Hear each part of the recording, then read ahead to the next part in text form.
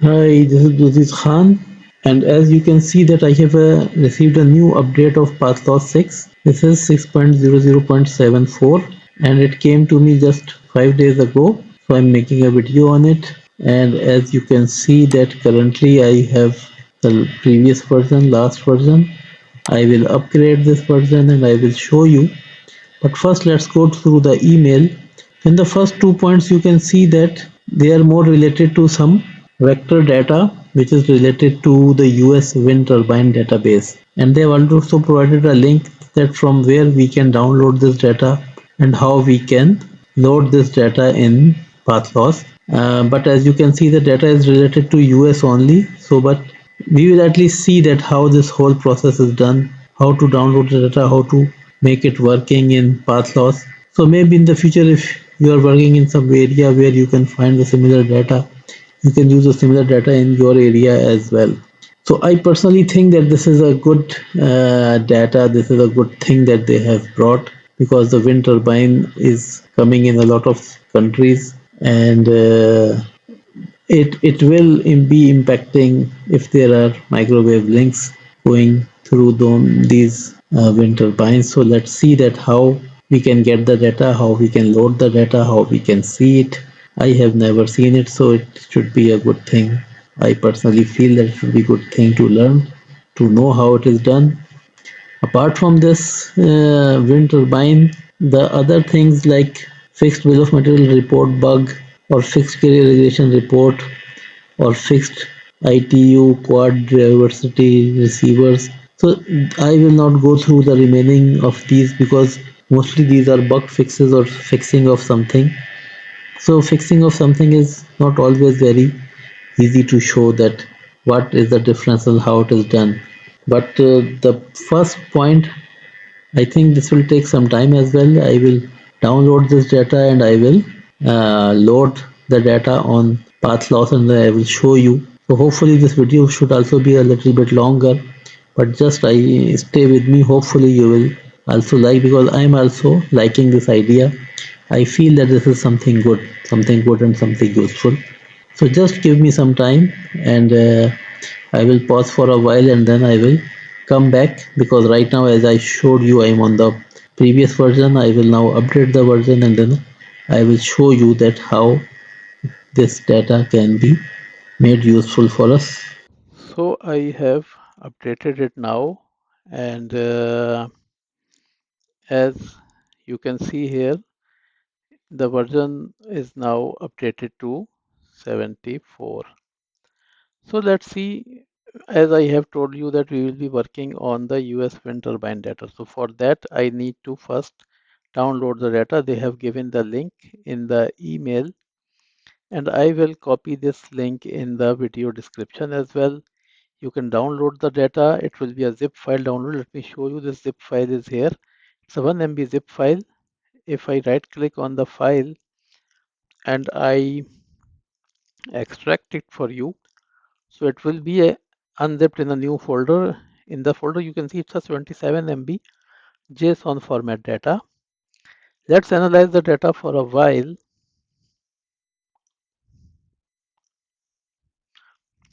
And let's see in the data that what is available in this data. So we can see that there are many parameters about the data, and out of these parameters, if you remember, we have height above the hub height and the height with the rotors. So this, if you see here in the email, this is TTLH, and this hub height above ground and hub height with the rotor height. So we can see that these values are present, and this data has the required values. So we can do a sanity check on the data. We can see that if the data is available, it's in the correct form. So we can see that the data is fine, and it looks to be fine. We can see that the hub height has a value, and the height with router has a value which is 75 meter more then the hub height, and the radius of the router is 150 meters. So the diameter of the router is half of it, which is 75 meters. So it's very apparent that there's a 75-meter difference, which means the data is generally good. So let's go back in path loss and let us see. So right now you can see that there is no data. Let me show you that how the remaining step will be done. We have downloaded the data. We did a sanity check of the data. So let's now load this data in, because that is the data we have is for the US region only. So we'll have to take care of this thing that the data will be visible in the US area. Let me go take you to how it is done. We will go in the GIS setup and then the vector data. So first we'll have to tell it that which folder has the required file. I will go to my folder which has these files. So let me first tell it the main folder. First we have to tell the main folder and then we have to tell the file which has to be used. So this is the folder which we unzipped just a few minutes ago. I will give this path here. So okay, the path is here. Okay. Now I have to tell it the file index. I have to tell it the exact file which will be used. So from here we will go to import and we will uh, import basically the data to, and in import we have two options. We have one is the file option, one is the folder option.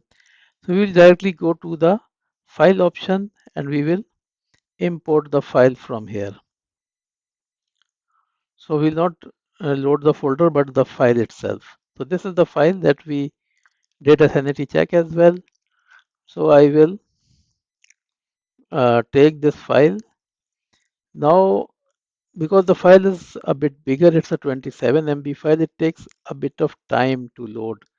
Every time you will use this file, it will always take a bit time to load for the first use. So you can see that the file is loaded because we have the map extents available here now. And here we can see that it is already telling us that it is a JSON file. If by any chance it don't go to JSON directly, then you have to select it from this drop down menu. But hopefully it will take it itself. The next that which parameter we have to use, this should be empty because as we have seen that there are many parameters. So which parameter we want to use? As we saw in the email that we have to use the TTLH parameter. I have to double click this file. It's a bit tricky sometimes. And then I have to select the required parameter which is T underscore TTLH. This is a turbine hub height with the rotor height. So now it is fully configured. We have configured the file and the parameter, everything. I will just have to close it and then I will have to say okay. Okay, now it will again take a bit of time because as I told you, it's a 20 MB of data and it has to be uh, you can say that kind of loaded. So this loading sometimes take a while. I will stop the video for a while if I see that it is taking too much time, but usually it don't take too much time as well, but it don't take a very low time as well. It take a normal amount of time. So it has to be uh, because it's a data for the whole US area and now you see that this data is loaded fully. We can see that how they are diversified, how they are spread in the whole country. We will take any area for example to show you. So I will show you that how it will impact the link um, path profile. I will go in some specific small area. I will try to make a link for you. These are the wind turbines in some area of USA. I'm not very familiar with USA, but here you can see that somewhere these 6 turbines are installed near some road, some small road.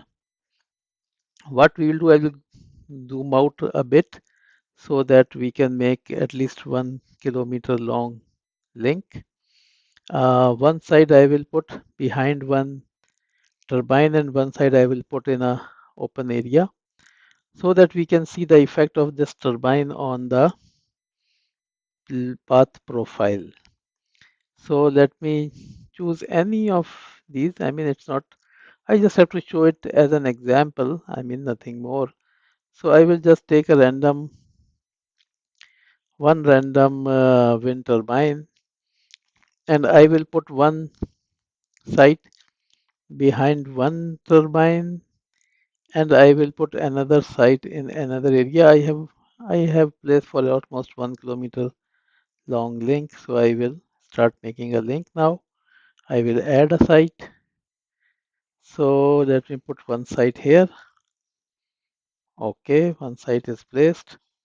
Let me put another site somewhere that this turbine is coming in between. So I add another site. Let me close it. Now let me make the link. So as I am not working in this field a lot, I mean, so this becomes a kind of refresher for me as well. I will just show you how it is done. You will go to terrain data. It will fail initially because of some obvious reason that I will show you. Let me generate the profile. The profile will not be generated because we know that we don't have the data on the back of it. So profile not generated. We know that. Let me close it.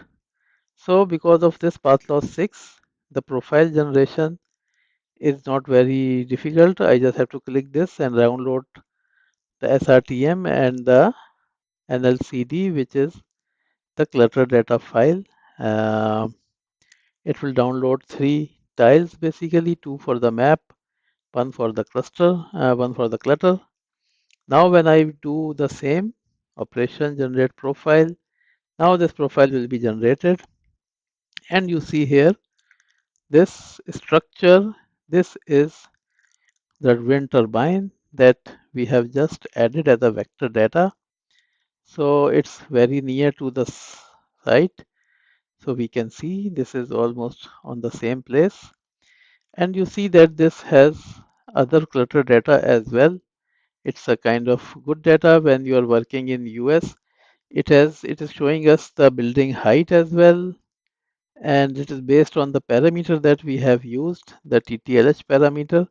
It's giving it a height of 128 meter. And so we can see here that how beautiful this data is.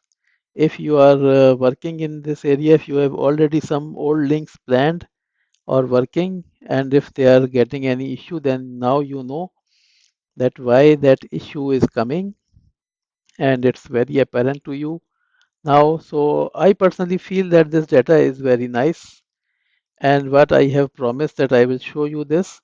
So I think that you will also like this video. You should have learned something out of it. So we will keep for these first 2 points. I will not go in the other points because as I told you that I will keep it to the wind turbine data only, not to any other data. So I hope that this is understood to you. If still you have any questions, you can make a comment and you can ask anything which is related to wind turbine or anything else related to microwave or path loss. So I hope that like if you were working on something similar to this, then this will be very much beneficial for you. And let me close it. And again, I hope that if you have any question about how this all has worked, or if you have any of your own scenario that you want to discuss, then maybe we can discuss that as well. So I hope that we are good for this. As I told you that I will be only talking about this first part only, not for the remaining part. But still, if you have any specific question about any of these things, then you can make a comment on any of my videos, and then as based on the your comment, I can reply about that as well. But as I promised that in this video, I will keep myself to only this area. It has become a bit longer video, but I think that we have learned something very good in this video. So let's meet in some other video. Goodbye and take care.